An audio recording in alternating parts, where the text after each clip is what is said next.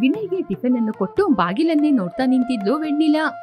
Vinay tiffin ಅನ್ನು ತಿಂತ ತನ್ನ ಹೆಂಡತಿ ಯಾಕೆ ಬಾಗಿಲನ್ನೇ ನೋಡ್ತಾ ಇದ್ದಾಳೆ ಅಂತ ಆಲೋಚನೆ ಮಾಡ್ತಾ ಇದ್ದ. ಅಷ್ಟರಲ್ಲಿ ವೆಣ್ಣಿಲಾ, ಇದು ಯಾವಾಗ್ಲೂ ಹೀಗೇನೆ, ನನ್ಗೆ ಟೆನ್ಷನ್ ಕೊಡ್ತಾನೆ ಇರ್ತದೆ, ಯಾವಾಗ ಬರ್ತದೆ ಅಂತ ಗೊತ್ತಿಲ್ಲ. ಏನೇ, ನಾನು ಕೂಡ ಆವಾಗ್ಲಿಂದ ಆಲೋಚನೆ ಮಾಡ್ತಾ ಇದ್ದೀನಿ. ನನಗೆ ಟಿಫಿನ್ ಅನ್ನು ಹಾಕಿ ಕೊಡ್ತಾ ಹೊರಗಡೆನೆ ನೋಡ್ತಾ ಇದ್ದೀಯಾ, ಯಾರಿಗೋಸ್ಕರ ಬಾಗಿಲನ್ನೇ ನೋಡ್ತಾ ಇದ್ದೀಯಾ ಹೇಳೇ? ಬೇರೆ ಯಾರ್ರೀ, ನನ್ ತಂಗಿ ಆಸಿನಿ. ಅವಳು ರಾತ್ರಿನೇ ಹಾಸ್ಟೆಲಿಂದ ಹೊರಟಿದ್ದಾಳೆ, ಆದ್ರೆ ಇನ್ನು ಮನೆಗೆ ಬರ್ಲೇ ಇಲ್ಲ. ಅದಕ್ಕೇನೆ ಅವಳು ಬರ್ಲಿಲ್ಲ ಅಂತ ನೋಡ್ತಾ ಇದ್ದೀನಿ. ಹೌದಾ, ಅವಳೇನು ಸಣ್ಣ ಹುಡುಗಿಯ ಇಲ್ಲ ಅಲ್ವಾ?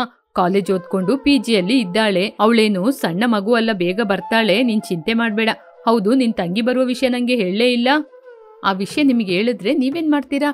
ಟಿಪ್ ಟಾಪ್ ಆಗಿ ಡ್ರೆಸ್ ಮಾಡ್ಕೊಂಡ್ ಬಂದ್ ಕೂತಿರ್ತೀರಾ, ಅಥವಾ ನನ್ ತಂಗಿನ ನೀವೇ ಸ್ವಾಗತ ಮಾಡ್ತೀರಾ? ಸರಿ ಸರಿ ಸಾಕು, ನಿಲ್ಸೆ. ಅಷ್ಟೊಂದು ಹೊಗಳ್ಬೇಡ. ನೀನು ಹೊಗಳುವಾಗ ನನಗೆ ತುಂಬಾನೇ ನಾಚಿಕೆ ಆಗ್ತಿದೆ. ಅಯ್ಯೋ, ನಾಚಿಕೆನಾ? ಪರವಾಗಿಲ್ವೇ, ನನ್ ತಂಗಿ ಬರ್ತಾ ಇದ್ದಾಳೆ ಅಂತ ನೀವು ನಾಚಿಕೆ ಪಡ್ತಿದ್ದೀರಾ? ವೆಣ್ಣಿಲಾ ವಿನಯ್ ಮಾತಾಡ್ತಾ ಇರುವಾಗ ಅಷ್ಟರಲ್ಲಿ ಅಲ್ಲಿಗೆ ಹಾಸಿನಿ ಬಂದ್ಲು. ಬರ್ತಾ ಬರ್ತಾ ಜೋರಾಗಿ ಕಿರ್ಚ್ಕೊಂಡೇ ಬಂದ್ಲು. ಅಕ್ಕ, ನಾನ್ ಬಂದಾಯ್ತು. ಏನೇ, ನೀನ್ ಬರ್ತಾ ಬರ್ತಾ ನನ್ಗೆ ಭಯ ಕೊಡ್ಬೇಕಾ? ಏನೇ ನಿನ್ ಗೋಳು? ಮತ್ತೆ ನಾನ್ ಬಂದಾಗ ನೀವೆಲ್ಲ ಭಯ ಪಡ್ಬೇಕಲ್ವಾ? ಏನ್ ಬಾವ, ಇಷ್ಟು ಸಣ್ಣ ಆಗ್ಬಿಟ್ಟಿದ್ದೀರಾ? ಇನ್ನೇನಮ್ಮ ಮಾಡೋದು, ನಿಮ್ಮ ಅಕ್ಕ ನನ್ನ ಚಪಾತಿ ರುಬ್ಬಿದ ಹಾಗೆ ಹಾಕೊಂಡು ಚೆನ್ನಾಗಿ ರುಬ್ಬಿಸ್ಕೊಂಡು ಎಲ್ಲ ಕೆಲಸ ಮಾಡಿಸ್ಕೊತಾಳೆ. ಹಾಗಿರುವಾಗ ನಾನು ಸಣ್ಣ ಆಗದೆ ಇರ್ತೀನಾ ಹೇಳು? ನೀನೇನು ಡ್ರಮ್ಮಂಗೆ ಆಗೋಗಿದೀಯಾ? ಬಾವಾ, ಬರುವ ದಾರಿಯಲ್ಲಿ ಸೈಕಲ್ ಶಾಪ್ ಇತ್ತ, ಅಲ್ಲಿಗೋಗಿ ಗಾಳಿ ಓಡಿಸ್ಕೊಂಬಂದೆ. ಓಹೋ, ನೀನ್ ಹೇಳುವ ಜೋಕು ಕೇಳಿ ನಾನು ನಿನ್ನ ಅಕ್ಕ ನಗ್ಬೇಕಾ? ಏನಕ್ಕ, ನಿನ್ ಗಂಡ ನನ್ನ ಏನೇನೋ ತಮಾಷೆ ಮಾಡ್ತಾ ಇದ್ದಾರೆ, ನೀನೇನು ಹೇಳಲ್ವಾ? ನೋಡ್ಕೊಂಡು ನಿಂತಿದೀಯಾ? ಸಾಕಮ್ಮ, ಸಾಕು ಸಾಕು, ನಿನ್ ಬಾವನ್ ಜೊತೆ ತಮಾಷೆ ಮಾಡಿದ್ದೆಲ್ಲ, ಬೇಗ ಹೋಗಿ ರೆಡಿ ಆಗು. ಹಾಗೆ ಅಂತ ಹೇಳಿದಾಗ ಹಾಸಿನಿ ಅವಳ ರೂಮಿಗೆ ಹೋದ್ಲು. ವಿನಯ್ ಹಾಸಿನಿನ ಮಾತಾಡ್ಸ್ಕೊಂಡು ಆಮೇಲೆ ಹೊರಟು ಹೊರಗಡೆ ಹೋದ. ಇವರಿಬ್ಬರನ್ನು ಗಮನಿಸ್ತಾ ಇದ್ಲು ವೆಣ್ಣಿಲಾ. ವೆಣ್ಣಿಲಾ ರಾತ್ರಿ ಅಡಿಗೆ ಮಾಡೋದು ಅಂತ ಅಡಿಗೆ ರೂಮಲ್ಲೇ ಇದ್ದೋಗ್ಬಿಟ್ಲು. ಹಾಸಿನಿ ಮತ್ತು ವಿನಯ್ ಒಂದ್ ಕಡೆ ಕೂತ್ಕೊಂಡು ಆರಾಮವಾಗಿ ಮಾತಾಡ್ತಾ ಇದ್ರು. ಏನ್ ಬಾವಾ, ಅಕ್ಕನು ನೀವು ತುಂಬಾ ಫ್ರೀ ಆಗಿದ್ದೀರಾ ಅನ್ಸುತ್ತೆ. ಆಟಾಡ್ಲಿಕ್ಕೆ ಒಂದು ಮಗು ಬೇಡ್ವಾ? ಒಂದೇನು 2 ಮಗು ಕೊಡ್ತೀನಿ. ಆಮೇಲೆ ಆ ಮಗು ಜೊತೆ ನೀನು ಫುಟ್ಬಾಲ್ ಆಡ್ತಾ ಇರ್ಬೋದು. ಹೌದು, ನೀನೇನು ಹೀಗೇನೆ ಇರ್ತೀಯಾ, ಅಥವಾ ನಮಗೆ ಆದಷ್ಟು ಬೇಗ ಒಳ್ಳೆ ಊಟ ಹಾಕಿಸ್ತೀಯಾ? ಏನ್ ಬಾವಾ, ಊಟ ಅಂದ್ರೆ ನಿಮ್ಗೆ ಅಷ್ಟೊಂದು ಇಷ್ಟನಾ? ಊಟನೇ ಬೇಕು ಅಂದ್ರೆ ಅಕ್ಕನ ಜೊತೆ ಮಾಡಿಸಿ ಕೊಡ್ಸ್ತೀನಿ. ಓವರ್ ರಿಯಾಕ್ಷನ್ ಏನು ಮಾಡ್ಬೇಡ. ನಾನು ಹೇಳೋದು ಮದ್ವೆ ಮಾಡ್ಕೊಳಲ್ವಾ ಅಂತ. ನಿನ್ಗೆ ಮದ್ವೆ ಮಾಡಿ ಬಿಟ್ಬಿಟ್ರೆ ಆಮೇಲೆ ನನ್ನ ಜವಾಬ್ದಾರಿ ಕೂಡ ಮುಗಿಯುತ್ತೆ ಅಲ್ವಾ? ಅಯ್ಯೋ ಬಾವಾ, ನಿಮ್ಮ ಜವಾಬ್ದಾರಿನ ಮಾತ್ರ ನೀವು ಮಾಡಿದ್ರೆ ಸಾಕ? ನನಗೆ ಅಂತ ಒಂದು ಮನ್ಸಿದೆ, ಅದನ್ನ ನೋಡ್ಬಾರ್ದಾ? ಹೌದೌದು, ಮನ್ಸು ಗಿನ್ಸು ಅಂತ ಏನೇನೋ ಹೇಳ್ಬೇಡ. ನಮಗೆ ಗೊತ್ತಿರುವ ಕಡೆ ಒಂದು ಒಳ್ಳೆ ಸಂಬಂಧ ಇದೆ. ನಿನಗೆ ಓಕೆ ಅಂತ ಆಗ್ಬಿಟ್ರೆ ಆಮೇಲೆ ಮುಂದಿನ ವಿಚಾರದ ಬಗ್ಗೆ ಮಾತಾಡ್ಬೋದು. ಇಬ್ಬರು ಹಾಗೆ ಕೂತ್ಕೊಂಡು ಮಾತಾಡುವುದನ್ನು ಗಮನಿಸಿದ ವೆಣ್ಣಿಲಾ ಅಡುಗೆ ಮನೆಯಿಂದ ಬಂದ ತಕ್ಷಣ ದೂರದಿಂದ ನಿಂತು ಅವರನ್ನು ನೋಡ್ತಾನೆ ಇದ್ಲು. ಅರೆ, ಏನಿದು, ಇವರು ಇಷ್ಟೊಂದು ಹತ್ರದಿಂದ ಕೂತ್ಕೊಂಡು ಮಾತಾಡ್ತಾ ಇದ್ದಾರೆ. ಇವ್ರನ್ನ ನೋಡಿದ್ರೆ ನಂಗೆ ಟೆನ್ಷನ್ ಆಗುತ್ತೆ. ಈ ಹಾಸಿನಿ ಯಾವಾಗ್ಲೂ ಹೀಗೇನೆ, ಮನೆಗ್ ಬಂದ್ರೆ ನನ್ ಗಂಡನ್ ಪಕ್ಕನೇ ಇರ್ತಾಳೆ. ಏನಾದ್ರೂ ಮಾಡಿ ಇವ್ರನ್ನ ದೂರ ಮಾಡ್ಬೇಕು. ಇವಳನ್ನ ಮೊದ್ಲು ಕರಿತೀನಿ.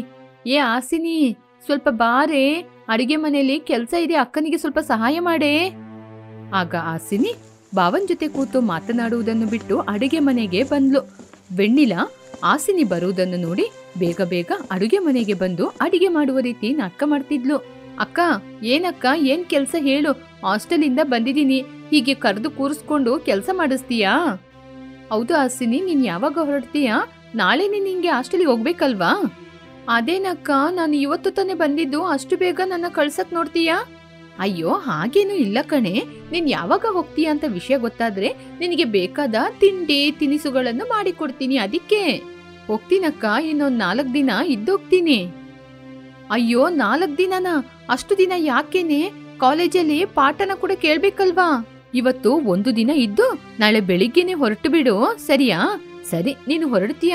ಸರಿ ಸರಿ, ಬಾ, ಊಟ ಕೊಡ್ತೀನಿ, ಬಾ, ಊಟ ಮಾಡೋಣ. ಹಾಗೆ ಹೇಳಿ ವೆಣ್ಣಿಲಾ ತನ್ನ ತಂಗಿಗೂ ವಿನಯ್ಗೂ ಊಟವನ್ನು ಕೊಡ್ತೀನಿ ಅಂತ ಡೈನಿಂಗ್ ಟೇಬಲ್ ಮೇಲೆ ಕೂರಿಸಿ ಅವರಿಗೆ ಊಟವನ್ನು ಕೂಡ ಕೊಟ್ಲು.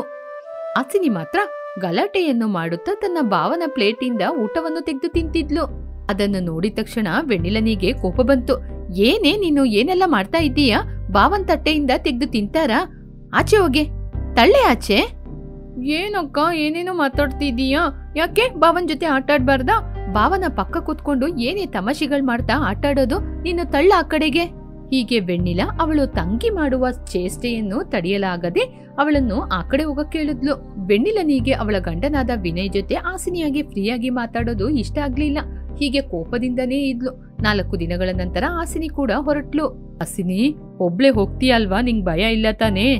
ಯಾಕೆ ಬಾವ, ನನಗ್ ಭಯ? ನನಗೇನು ಭಯ ಇಲ್ಲ. ನಾನು ಒಬ್ಳೆ ಹೋಗೋದು ಬೇಜಾರಾದ್ರೆ ನನ್ ಜೊತೆ ನೀವು ಕೂಡ ಬರ್ಬೋದಲ್ವಾ?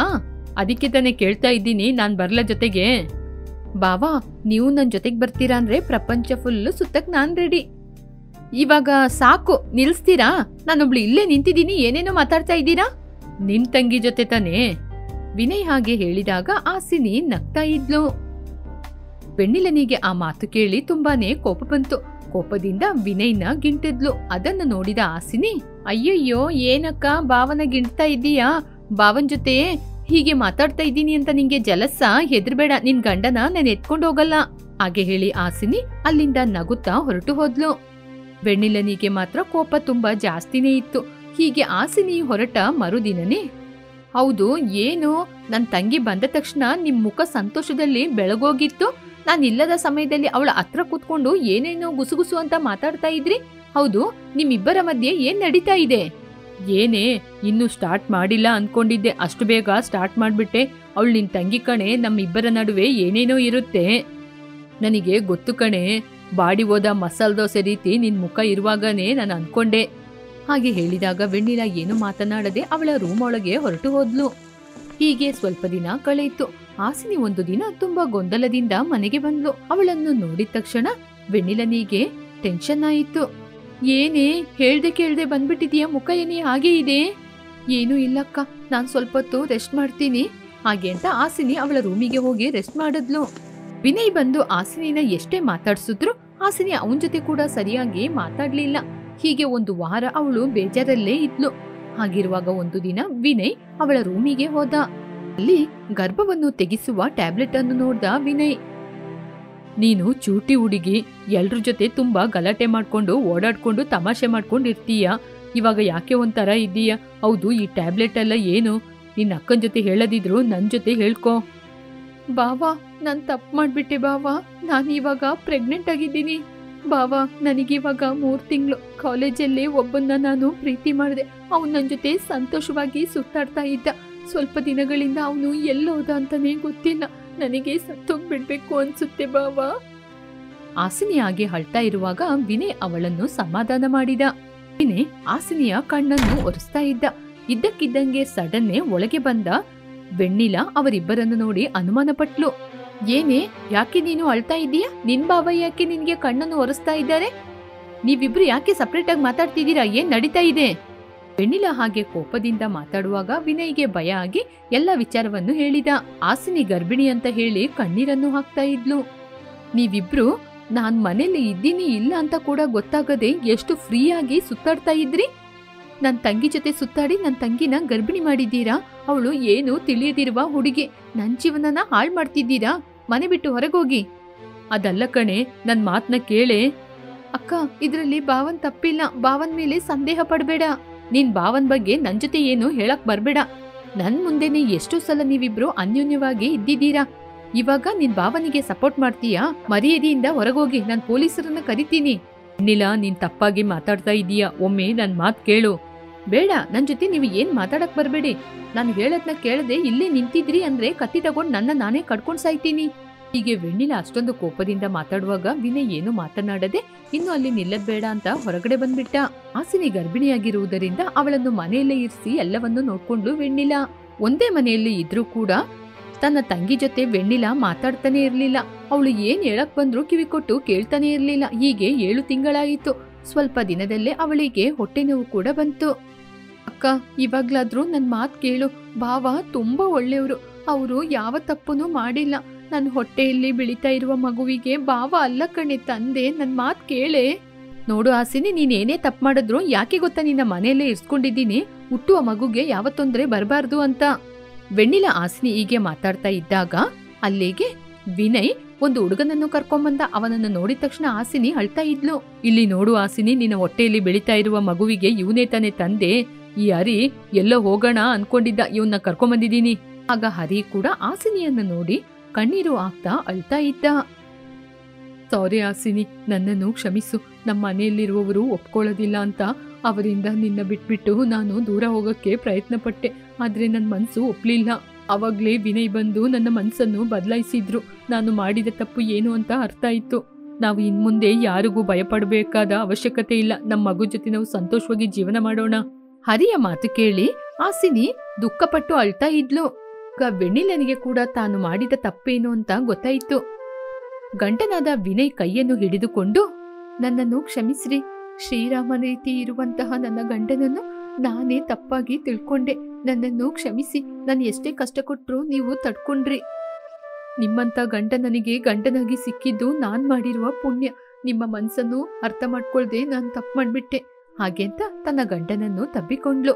ಅದನ್ನು ನೋಡಿ ಹಾಸಿನಿ ಹರಿ ಕೂಡ ಸಂತೋಷಪಟ್ರು. ಹಾಸಿನಿಗೆ ನೋವು ಬಂದ ಕಾರಣ ಆಪರೇಷನ್ ಥಿಯೇಟರ್ ಒಳಗೆ ಕರ್ಕೊಂಡೋದ್ರು.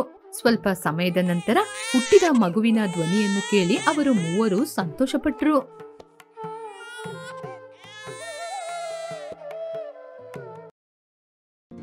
ಇವತ್ ನಮ್ ಸ್ಕೂಲಿಗೆ ಹೊಸ ಟೀಚರ್ ಬರ್ತಿದಾರಂತೆ. ಹೌದಾ, ಟೀಚರ್ ಬರ್ತಾ ಇದ್ದಾರಾ? ಹಳೆಬ್ರು ಸರ್ ಇದ್ರಲ್ಲ, ಅವ್ರು ನಮ್ನ ಒಡ್ದು ಸಾಯಿಸ್ತಾ ಇದ್ರು. ಪರವಾಗಿಲ್ಲ, ಇವಾಗ ಟೀಚರ್ ಅಲ್ವಾ, ನಮ್ನ ಪ್ರೀತಿಯಿಂದ ಮಾತಾಡ್ಸ್ತಾರೆ ಬಿಡು. ಸರಿ ಕಣೋಬಾ, ಹೋಗಿ ಕ್ಲಾಸ್ ರೂಮಲ್ಲಿ ಕೂತ್ಕೊಳ್ಳೋಣ. ಟೀಚರ್ ಬರುವ ಸಮಯ ಆಯ್ತು. ಹಾಗೆ ಹೇಳಿ ಮಕ್ಕಳೆಲ್ಲ ಬಂದು ಕ್ಲಾಸ್ ರೂಮಲ್ಲಿ ಕೂತ್ಕೊಂಡ್ರು. ಆವಾಗ ಕ್ಲಾಸಲ್ಲಿ ಇದ್ದಂತಹ ಜ್ಯೋತಿ ಅವಳ ಕ್ಲಾಸ್ಮೇಟ್ಸ್ ಜೊತೆ, ಸೀನು, ನೀನು ನನ್ ಜೊತೆಯಿಂದ ತಗೊಂಡಿರುವ ನೋಟ್ಸ್ ಕೊಡ್ತೀಯಾನೋ? ಅಯ್ಯೋ, ನೋಟ್ಸಾ ಜ್ಯೋತಿ? ನಾನು ಮನೆಯಲ್ಲೇ ಮರ್ತು ಬಂದಿದ್ದೀನಿ. ಸೀನು, ನಾನ್ ನಿನ್ಗೆ ಮೊದ್ಲೇ ಹೇಳ್ದೆ ಅಲ್ವಾ ಆ ನೋಟ್ಸ್ನ ಮರ್ಯಾದೆ ತಗೊಂಬ ಅಂತ. ಹೌದು ಜ್ಯೋತಿ, ನೀನ್ ಹೇಳ್ದೆ, ಆದ್ರೆ ನನ್ ಹೀಗೆ ಸೀನು ಹೇಳಲಿಕ್ಕೆ ಬಂದಾಗ ಕ್ಲಾಸ್ ರೂಮಿಗೆ ಹೊಸ ಟೀಚರ್ ಆದ ಸರೋಜಾ ಟೀಚರ್ ಬಂದ್ರು. ಸರೋಜಾ ಟೀಚರ್ ನೇರವಾಗಿ ಸೀನು ಮತ್ತು ಜ್ಯೋತಿಯ ಬಳಿ ಬಂದು, ನಿಮಗೆ ಎಷ್ಟು ಧೈರ್ಯ? ಅದು ನನ್ನ ಕ್ಲಾಸ್ ಅವರ್ಸ್ ಅಲ್ಲಿ ಒಂದು ಹುಡುಗ ಹುಡುಗಿ ಮಾತಾಡ್ತಾ ಇದ್ದೀರಾ ಅಂದ್ರೆ ಎಷ್ಟೊಂದು ಧೈರ್ಯ! ನಿಮ್ನ ಡಿಸಿಪ್ಲಿನ್ ಅಲ್ಲಿ ಇಡ್ಬೇಕು. ಏ ಹುಡುಗಿ, ಏನ್ ನಿನ್ ಹೆಸರು? ಹಾಗೆ ಅಂತ ಸರೋಜಾ ಮೇಡಮ್ ಕೋಪದಿಂದ ಕೇಳಿದಾಗ ಜ್ಯೋತಿ ಹೀಗೆ, ಜ್ಯೋತಿ ಮೇಡಮ್, ಸೀನುಗೆ ನಾನ್ ನಿನ್ನೆ ನೋಟ್ಸ್ ಕೊಟ್ಟಿದ್ದೆ. ಆ ನೋಟ್ಸ್ ನನಗೆ ಕೇಳ್ತಾ ಇದ್ದೆ ಮೇಡಮ್. ಏನು? ಒಂದು ಹುಡುಗಿ ನೋಟ್ಸ್ನ ಹುಡುಗನಿಗೆ ಕೊಟ್ಟಿದೀಯಾ? ಇದಕ್ಕೆ ನಾನ್ ನಿನ್ಗೆ ಕೊಡುವಂತ ಪನಿಷ್ಮೆಂಟ್ ಏನು ಅಂತ ಗೊತ್ತಾ? ನೋಟ್ಸ್ನ ತಗೊಂಡು ತಲೆ ಮೇಲೆ ಇಟ್ಕೊಂಡು ನಿಂತ್ಕೋಬೇಕು. ನೀನು ನಿಂತಿಲ್ಲ ಅನ್ಕೋ, 1 ವಾರ ತನಕ ಈ ಪನಿಷ್ಮೆಂಟ್ ಕಂಟಿನ್ಯೂ ಆಗುತ್ತೆ. ಹೋಗಿ ನೋಟ್ಸ್ನ ತಲೆಯಲ್ಲಿ ಇಟ್ಕೊಂಡು ನಿಂತ್ಕೋ. ಹೀಗೆ ಕೋಪದಿಂದ ಹೇಳಿದಾಗ ಜ್ಯೋತಿ ಒಂದು ಕಡೆ ನೋಟ್ಸ್ನ ತಲೆ ಮೇಲೆ ಇಟ್ಕೊಂಡು ಭಯದಿಂದನೇ ನಿಂತಿದ್ಲು. ಇವತ್ತು ನೀನು ಲಂಚ್ ಕೂಡ ತಿನ್ನದೆ ಹಾಗೇನೆ ನಿಂತಿರ್ಬೇಕು. ಸರಿ ಟೀಚರ್. ಸೀನು, ನೀನು ಈ ಬೆಂಚ್ನ ತೆಗೆದು ತಲೆ ಮೇಲೆ ಇಟ್ಕೊಂಡು ಸಂಜೆ ತನಕ ಈ ಸ್ಕೂಲ್ನ ರೌಂಡ್ ಹೊಡಿತಾನೆ ಇರ್ಬೇಕು. ಎಲ್ಲಾದ್ರೂ ಬೆಂಚ್ನ ಕೆಳಗಿಟ್ಟು ಆಗೋದಿಲ್ಲ ಅಂತ ನಿಂತ್ರೆ 2 ಬೆಂಚ್ ಎತ್ಕೊಂಡು ತಿರ್ಗಾಡ್ಬೇಕು. ಹೋಗು. ಹೀಗೆ ಗದರಿಸಿ ಹೇಳಿದಾಗ ಸೀನು ಭಯಪಟ್ಕೊಂಡು ಆ ಟೇಬಲ್ನ ತೆಗೆದು ತಲೆ ಮೇಲೆ ಇಟ್ಕೊಂಡು ಸ್ಕೂಲ್ನ ಸುತ್ತಾನೆ ಇದ್ದ. ಜ್ಯೋತಿ ಕೂಡ ಸಂಜೆ ತನಕ ಹಾಗೇನೆ ನಿಂತಿದ್ಲು. ಸೀನು ಕೂಡ ಬೆಂಚ್ನ ತಲೆ ಮೇಲೆ ಇಟ್ಕೊಂಡು ಸುತ್ತಿ ಆಯಾಸ ಆಗಿತ್ತು ಅವನಿಗೆ. ಹೀಗೆ ಸಂಜೆ ಆಯಿತು. ಜ್ಯೋತಿಗೆ ನಿಂತು ಕಾಲ್ ನೋವಾಗಿತ್ತು. ಪಾಪ ಸೀನು ಸುತ್ತಾಡಿ ನಡೆಯಕ್ಕೆ ಆಗ್ತಿರ್ಲಿಲ್ಲ.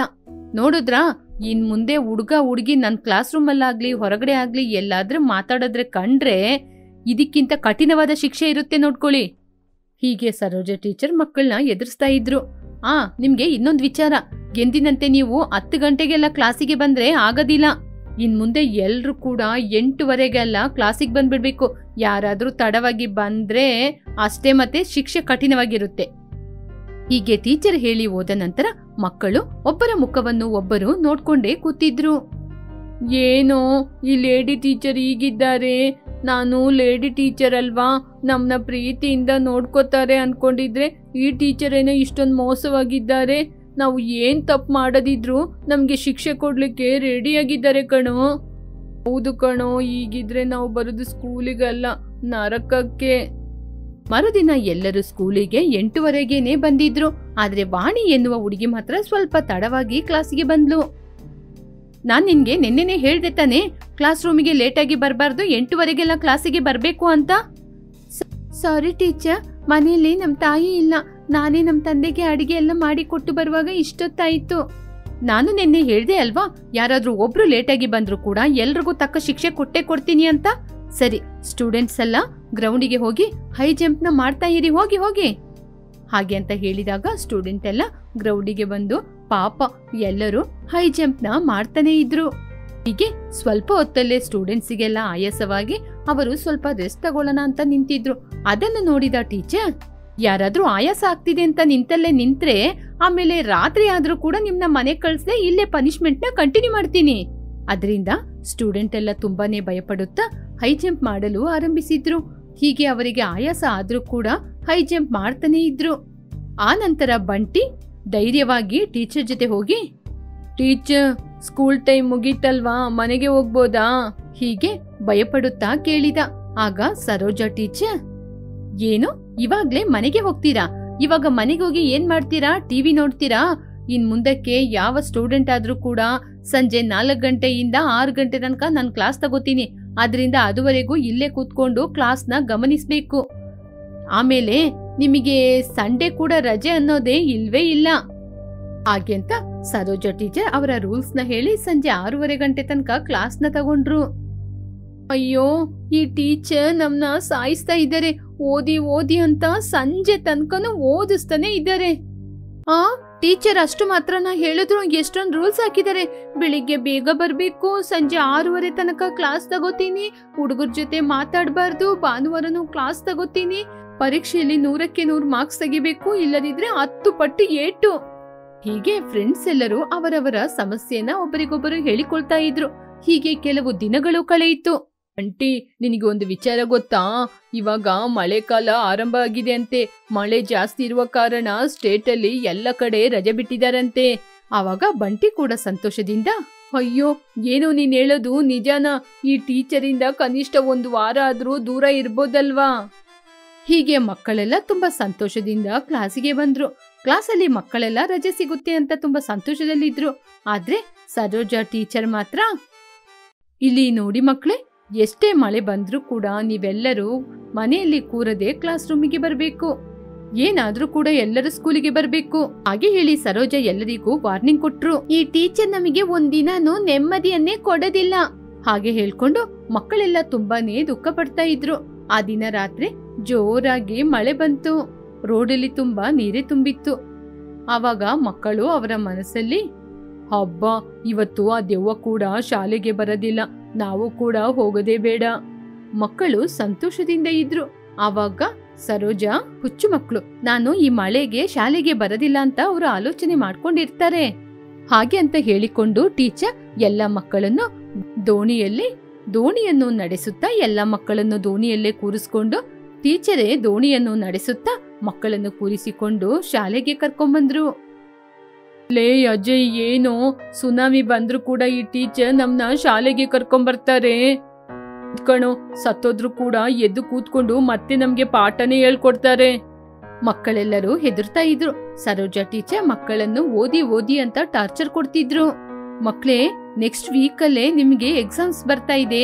ಅದ್ರಿಂದ ಎಲ್ಲ ಮಕ್ಕಳು ಇಲ್ಲೇ ಕೂತ್ಕೊಂಡು ಓದ್ಬೇಕು. ಯಾರು ಕೂಡ ಮನೆಗೆ ಹೋಗ್ಬಾರ್ದು. ರಾತ್ರಿ ಆದ್ರೂ ಕೂಡ ಇಲ್ಲೇ ಇರ್ಬೇಕು. ಹೀಗೆ ಸರೋಜಾ ಟೀಚರ್ ಅಂದಿನಿಂದ ರಾತ್ರಿಯಲ್ಲಿ ಕೂಡ ಮಕ್ಕಳನ್ನು ಮನೆಗೆ ಕಳಿಸದೆ, ಓದಲು ಕೂಡ ಬಿಡದೆ ಕ್ಲಾಸಲ್ಲೇ ಅವರಿಗೆ ಪಾಠ ಹೇಳಿಕೊಡ್ತಿದ್ರು. ಮಕ್ಕಳೇ ನೋಡಿ, ನಾಳೆನೆ ನಿಮ್ಗೆ ಎಕ್ಸಾಮ್. ಒಬ್ರು ಕೂಡ ಫೇಲ್ ಆಗ್ಬಾರ್ದು. ಯಾರಾದ್ರೂ ಫೇಲ್ ಆದ್ರೆ ನನ್ ಬಗ್ಗೆ ನಿಮ್ಗೆ ಚೆನ್ನಾಗ್ ಗೊತ್ತು ತಾನೇ? ಸ್ಟೂಡೆಂಟಿಗೆ ನಿದ್ರೆ ಇಲ್ಲದ ಕಾರಣ ತುಂಬಾನೇ ಆಯಾಸ ಆಗಿ ಹೋಗಿದ್ರು. ಎಕ್ಸಾಮ್ ಬರೆಯಲು ಬರ್ತಾ ಇದ್ದಾಗ ಮಕ್ಕಳೆಲ್ಲ ತಲೆ ತಿರುಗಿ ಕೆಳಗೆ ಬಿದ್ಬಿಟ್ರು. ಹೀಗೆ ಎಲ್ಲ ಮಕ್ಕಳನ್ನು ಟ್ರೀಟ್ಮೆಂಟಿಗೆ ಅಂತ ಕರ್ಕೊಂಡೋದ್ಮೇಲೆ ಡಾಕ್ಟರ್ ಅವರನ್ನು ಚೆಕ್ ಮಾಡಿ, ಏನಮ್ಮ ನೀನೆಲ್ಲ ಒಂದು ಟೀಚರಾ? ಓದು ಓದು ಅಂತ ಮಕ್ಕಳಿಗೆ ಹಿಂಸೆ ಮಾಡಿ ಮಾಡಿ ಇವಾಗ ಅವರು ಈ ಪರಿಸ್ಥಿತಿಗೆ ಬಂದಿದ್ದಾರೆ. ಇದಕ್ಕೆ ಕಾರಣನೇ ನೀನೇ ಕಣಮ್ಮ. ಹೀಗೆ ಮಕ್ಕಳೆಲ್ಲ ಸರೋಜನ್ನಿಂದನೇ ಅನಾರೋಗ್ಯ ಆದ ಕಾರಣ ಅವಳಿಗೇನೆ ಬೇಜಾರಾಯಿತು. ನನ್ನನ್ನು ಕ್ಷಮಿಸಿ, ನಾನು ನಿಮ್ನ ಇಷ್ಟು ದಿನ ಓದಿ ಓದಿ ಅಂತ ಹೇಳಿ ಹೇಳಿ ನಿಮ್ಗೆಲ್ಲ ತೊಂದರೆ ಕೊಟ್ಬಿಟ್ಟೆ. ನಾನ್ ಮಾಡಿ ತಪ್ಪೇನು ಅಂತ ನಂಗೆ ಗೊತ್ತಾಯ್ತು. ಹೀಗೆ ರೋಜಾ ಟೀಚರ್ ಮನಸ್ಸನ್ನು ಬದಲಾಯಿಸಿಕೊಂಡು ಫ್ರೀಯಾಗಿ ಮಕ್ಕಳ ಜೊತೆ ಸಂತೋಷವಾಗಿ ಇದ್ರು.